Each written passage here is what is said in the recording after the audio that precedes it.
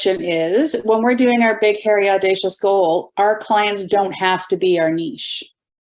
What do you mean? Well, like I need to do 100 ACH sessions to practice, right? They don't need to be our niche market. It's better if they are, but it doesn't necessarily have to be, does it? Why do you need to do 100? Where did you get that from?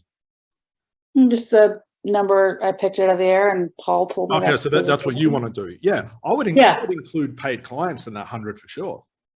Yeah. Yeah. I have a pool. I work at a center, and I have a pool of people I can practice with. So perfect. Hopefully not while in the pool. That would be. No. Yeah. Here's the thing. Everyone says, well, how do I get really confident about ACH in my business? Start charging straight away. Because you put good pressure on yourself where you make it work. It's very easy to get relaxed and say, well, you know, I didn't charge Fritz any money. I don't really care if it works or not. But if she's paid me $1,500, like, fuck, I better make this work.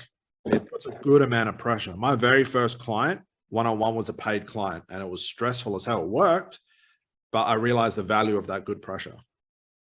You don't fall into that trap where a lot of therapists go, I'm just going to get one more certification before I launch my business. What's that an example of? Probably everything else in their life. Just dive head first.